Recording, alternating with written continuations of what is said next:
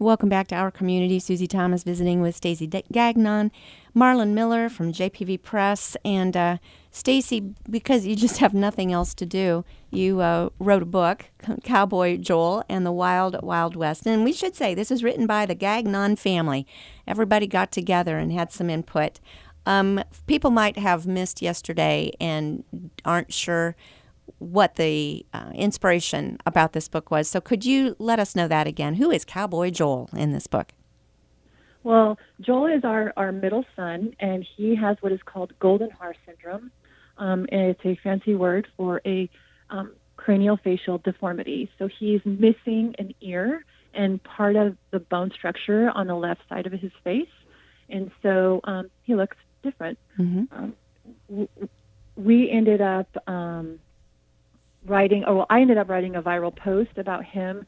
And so that's kind of, the book was born out of the idea of how to teach your children about differences. And so Joel, we nicknamed him Grandpa. He's hysterically funny.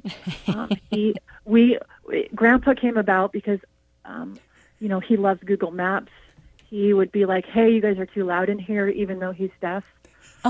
He would put himself to bed at like 7:30. Oh my goodness. So, we just laugh because, and at some point I just looked at my husband and I go, why do I feel like I'm raising an elderly man? And so then at that point is when we were calling him Grandpa.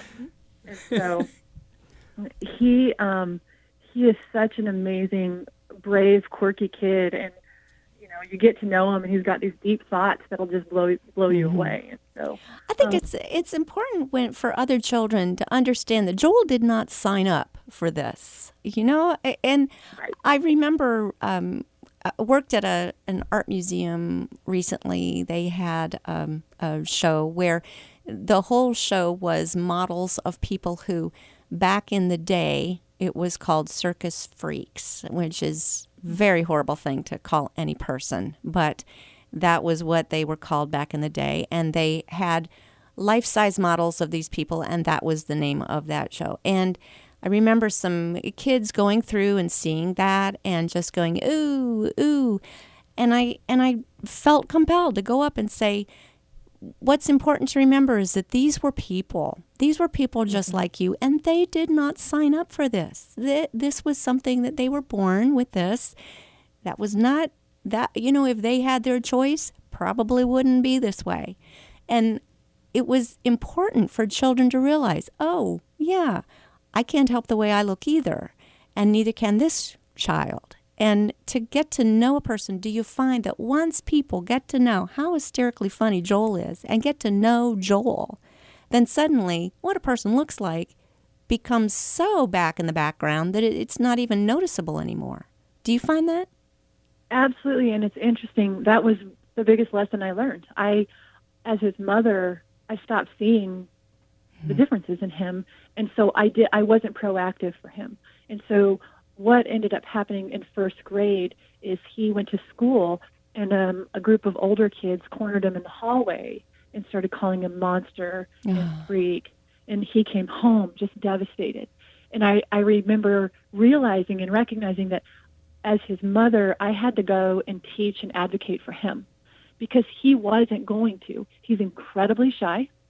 He doesn't like to, he hardly speaks at school. And so for him, like, we always have this thing of sticks and stones will break your bones, but words won't hurt you. Well, they do hurt. Words have power. They do. But we also have this idea in America that, okay, well, then you need to stand up to the bully, or you need to stand up on your own 2 feet. Well, there are children that won't. My son is not ever going to stand up and use his words in someone and say, leave me alone, you're a big jerk. Mm-hmm. Like, he's so incredibly shy. He has the speech issues because his jaw is partly missing. Mm-hmm. So how is he going to stand up and speak for himself when he's not even, you can't hear him real well? And so that was part of why when we were writing the book, I wanted it to be about how words have power. And we tell this to our children. Your words have the power to make someone have a great day or make someone have a bad day. And we talk about, did you use your power for good today, or did you use your power for bad today? Because words have power.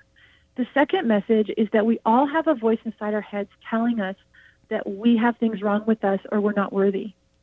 And we want our children to recognize that God created them to be who they are, and they are worthy because they are children of God. And so that was the whole idea, that Joel's El Matone, or bully, in his life was himself. He had to defeat the inner voice in himself saying, you're not worthy, you're a freak, you're a monster. Because at the end of the day, if my son feels confident in who he is, and he's defeated his own El Matone, or his own bully, then he's going to be able to handle and cope when people stare and point at him. He's going to be able to handle and walk around with his head held high and know that, yes, people are always going to look at him or say things to him that are mean. I can't always go ahead of him and fix things. And so that was what the book was about, was to have that message for kids like Joel, but also have that message for kids to hear, like, oh my gosh, my words that I say have power. Mm-hmm. So this book would be for everybody. Kids who, absolutely, kids like Joel, kids who are not like Joel, but need to know that Joel is a kid with feelings. And I have an El Matone. I have a voice inside my head that says, Stacey, you're not enough today. Everybody you're a bad does. mother today. Mm-hmm. You don't, you look like a slob in your yoga pants and your spit up on sweatshirt and your hair's not done and you haven't showered in 3 days. Well, that is that voice inside of my head telling me that I am not enough or not good enough. And we all have to battle that. And that's where I have hope in Christ, and knowing that I'm a daughter of the King. And I am worthy, and I am loved. That's a deep message for a children's book. How do you put that then in a fun, entertaining cowboy Joel in the Wild, Wild West? How did you translate that deep message that some people still need to learn late in life and be able to communicate that to a young audience? Well, it's interesting because in the book, you're seeing this big character who's El Matone, and he's so scary, and they're word slingers. So they're not gunslingers, they're slinging words. And so at the last part of the book, at the shootout, you see El Matone shooting out these words of, you're a loser, you're not worthy. And Joel is shooting out words saying, I am brave, I am worthy. Mm. And he ends up defeating the bully, or El Matone, and El Matone becomes this little tiny creature that runs away. And so to me, that's where when you're teaching kids, you're saying, look how Joel's words had power. And those were the words that he was telling himself. Mm-hmm. And so that's how we tried to translate that. I'm looking forward to posting some object lessons and things that can help. I've always gone into Joel's classrooms and taught using object lessons. I've used Blackbeard the lizard, which is our actual pet bearded dragon that has limb difference. I take them into the classroom and I show the kids and I say, oh my gosh, look at this bearded dragon. And we talk all about bearded dragons and what they eat and what he likes to do during the day. And then I show them, wow, he's missing a leg. He's missing part of his tail. Does that make him different on the inside? And they're like, no. And they think that's silly. And so then I talk about how people or adults or kids with differences on the outside as humans, why wouldn't they're the same on the inside too? And so it's just, I feel like the book is a good leaping off point to really talk about those two concepts. I think it ought to be in every classroom in America. Do you have plans for another book? Was it a fun experience to do this all together? Or the kids want to write another one? They do, and it's so funny because we had already decided to write a pirate-themed book. And so if you look on the last page of the Wild West book, there is a little hidden message that a pirate book is coming. Oh, a sequel. So we're excited about that. We really are wanting to incorporate Israel in his wheelchair, and then also Zori as being the Kraken, which was funny because we decided because she's already the Kraken, so she can be the Kraken in the book. So they each know that eventually they're all going to get to star in one, yes? There might be. Yeah, in different ways. Like it's not, this isn't only about Joel. I feel like our whole family, we all have differences and things about us, and I think that it's fun. They each had input in a different way. My older kids had input more into what the words should say and some of the jokes and things like that.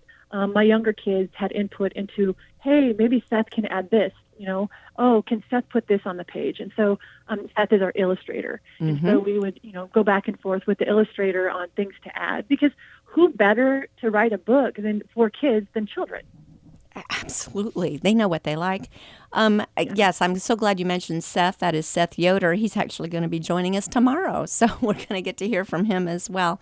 How do we I'm get going to this? tell you a funny story about Please, Seth. please do. So, Please do. Okay. Okay. So when he first started illustrating, I was like, Seth, hey, this is the Wild West, so nothing lines up. It needs to be broken down. It needs to be dusty, because everything was super linear and perfect. And so finally, I'm like, Seth, I need you to throw away the ruler you're using. Are you using a ruler? And he goes, I'm using a ruler, but I can't throw it away. It doesn't belong to me. It belongs to JPV. And I'm like, okay, we'll put it in a drawer. Hide it. Marlon, they were about to throw away one of your rulers. Seth is full of integrity.